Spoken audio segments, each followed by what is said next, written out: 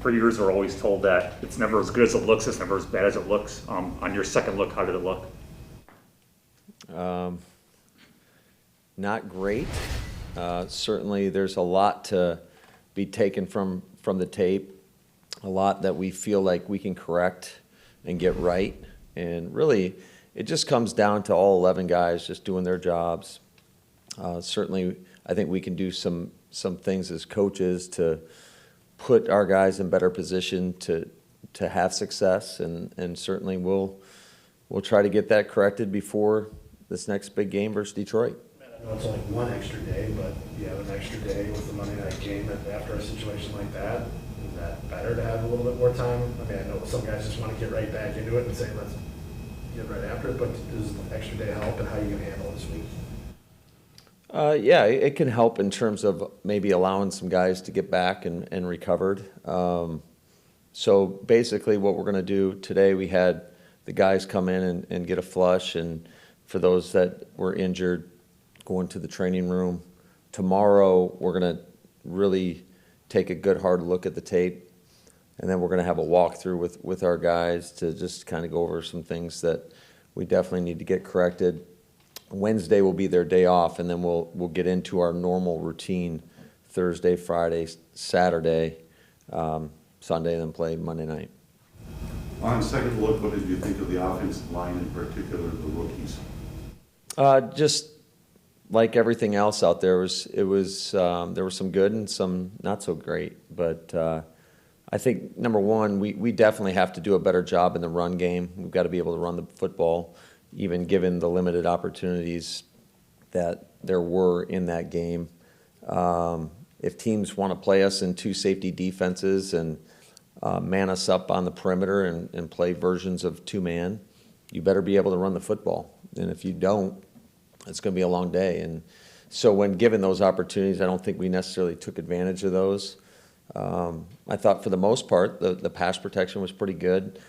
Obviously, the one turnover down in the red zone, or really two turnovers down in the red zone, we could have been a lot better, in particular on the interception. But, you know, there's some good moments to build upon, and there's a lot to learn from. How hard is it to stay on plan, you know, when you know what defense they're playing, but the way that game was going, long possessions for them, short for you, score started to get a little long, to stay committed?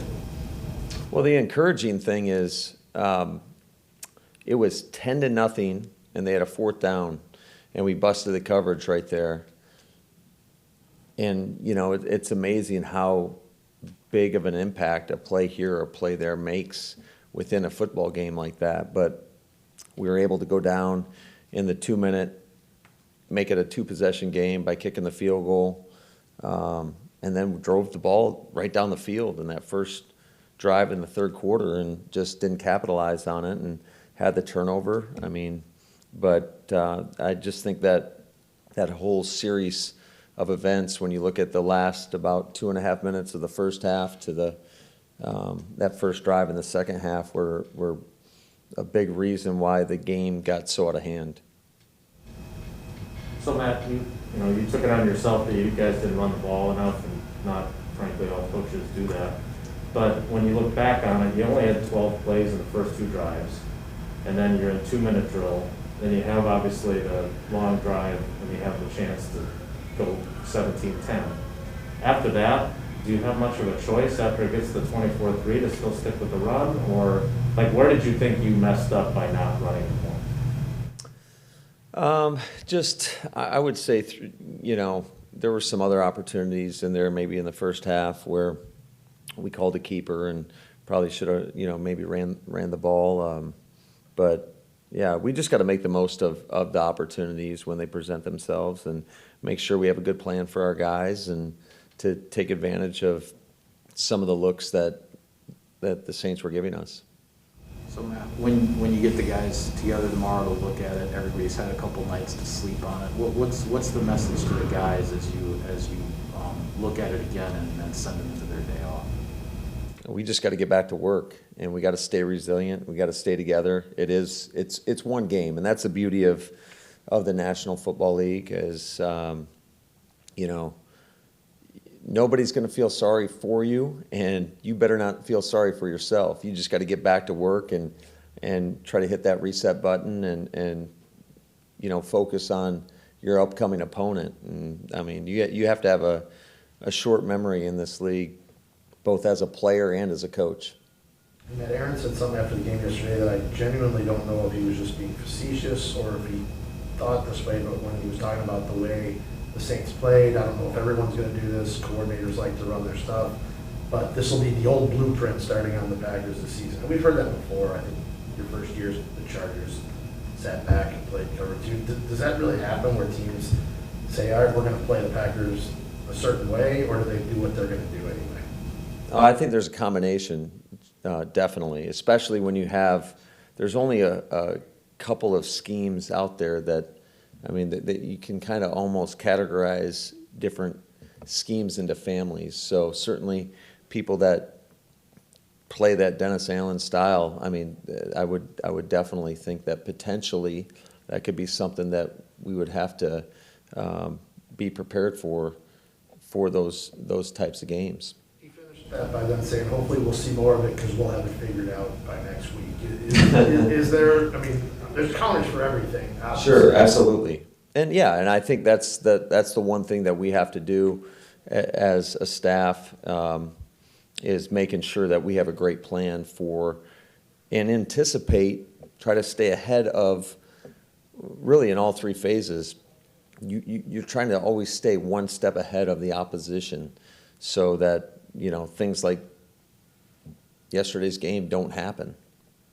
Matt, you were asked about the rookie offensive lineman. What about Josh specifically? Obviously, he's got a lot of responsibilities, and he's got the MVP behind him. What did you think of how he played overall? What decisions did he do well? What did he maybe not do so well? Yeah, I thought there was a lot of great things that he did. That was the first time those guys got to play in a game together. There were some things in the run game that we have to get cleaned up. In terms of just when we're going to reach a shade, but I thought, for the most part, I thought he did a pretty good job. I thought the communication that's a big part of it too. I thought he did a nice job of communicating, and there, like every player, there's going to be things that you're always going to try to clean up and continue to work on each and every week, each and every game, and I love Josh's mentality, and you can tell this is a guy that's played in a lot of big games. It's not too big for him, so I'm sure he'll respond well, and he'll continue to get better.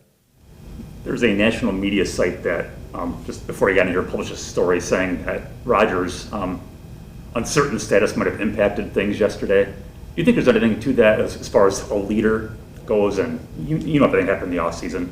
Do you think there's any impact at all on that, on this year's team? You're talking about the offseason? Yes. No, I think this team's focused on now, and unfortunately, sometimes in this league, you get humbled, and certainly we got humbled, and like I said, it's about how we respond to that, how we come back to work, how we stay together, and get ready to play against a team that I know is going to be really hungry coming in here, that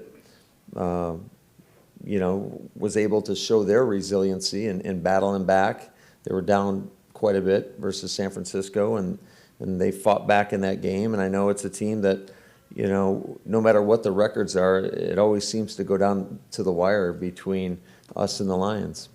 That first drive, you stayed out there on fourth down, aggressive, and I kind of watched some of the other games. A lot of teams were doing that. Do you think that's kind of how the NFL's become a little bit more this year? Like, if it's 4th and 1 on your own 30, the chances are you're going to get it?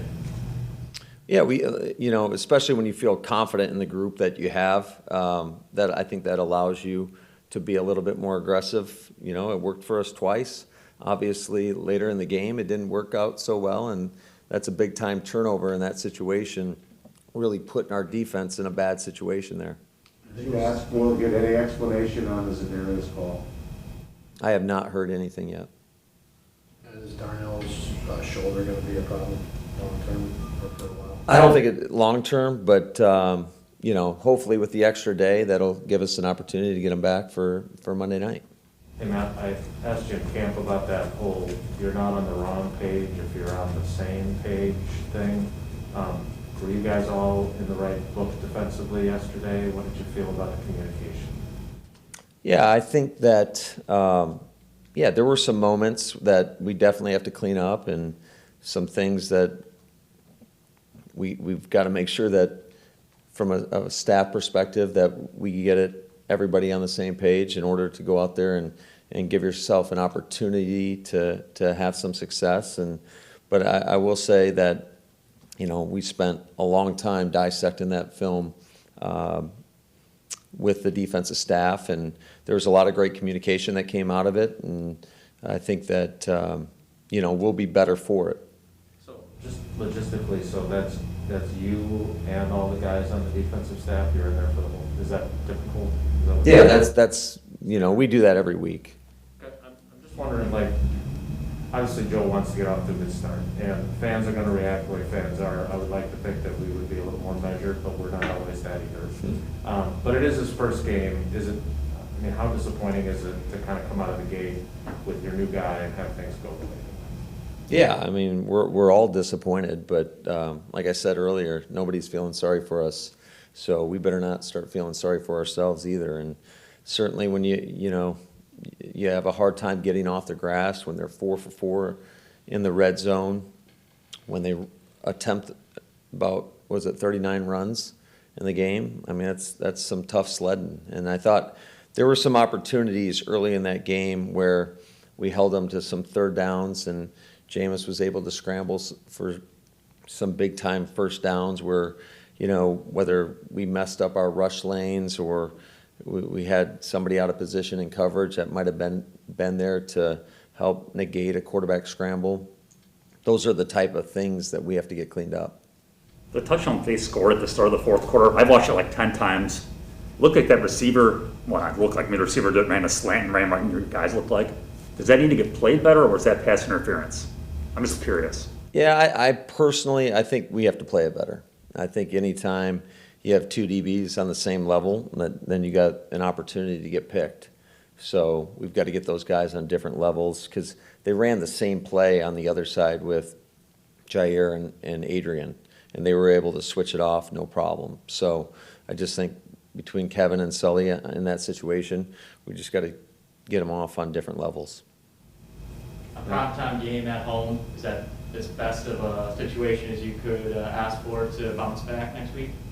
I think any game, just the next game. Just like I said, I think in general people typically learn more from setbacks or defeats than you do from your successes. So there's certainly a lot to learn from this. But I'm confident in the guys that we have in that locker room that they'll come ready to work tomorrow and you know, try to straighten this thing out. Where do you think you're at with Sedarius moving forward, both with his back and with anything else that might be going on with him? Yeah, I thought he did some really good things in that game, and hopefully he'll be able to practice a little bit more for us and, you know, be able to take more snaps in the game because you can certainly feel his presence when he's out there. I thought he played pretty physical. He made a couple splash plays in the run game. I thought, you know, he hit Jameis on the pick, which I thought was pretty clean, but apparently the official disagreed. All right, let's go to Zoom. Sarah, go ahead. Yep, go ahead, Steve McCarthy.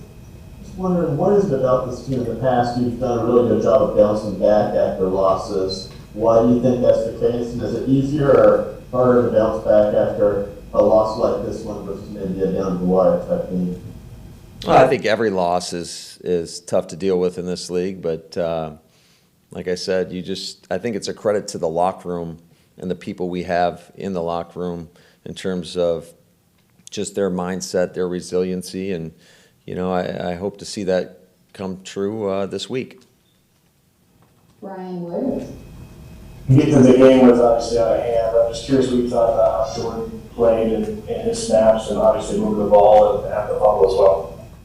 Yeah, I thought Jordan did a lot of great things, you know, in limited snaps. What did he get, 15 snaps?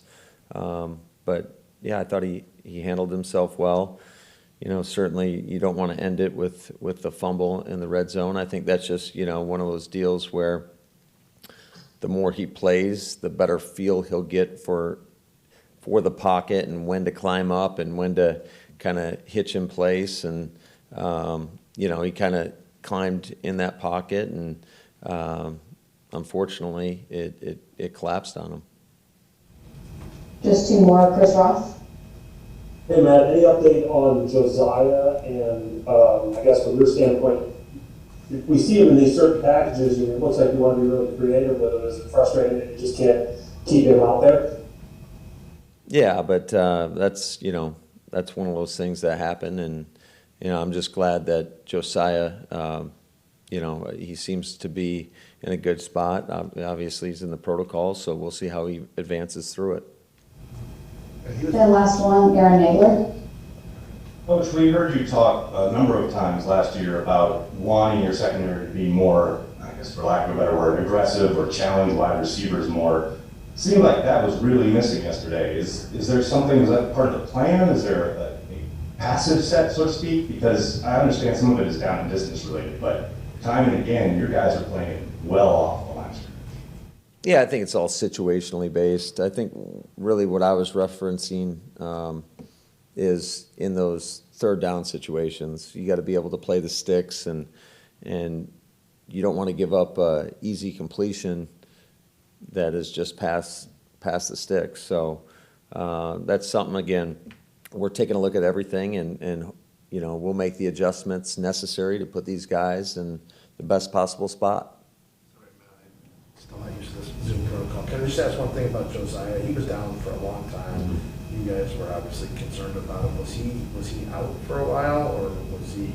What were you guys looking at down there? Yeah, I don't really feel comfortable getting into that, Rob. I do respect the question, but you know, I'm just happy that he was able to walk off the field, and he seems to be in a much better place today.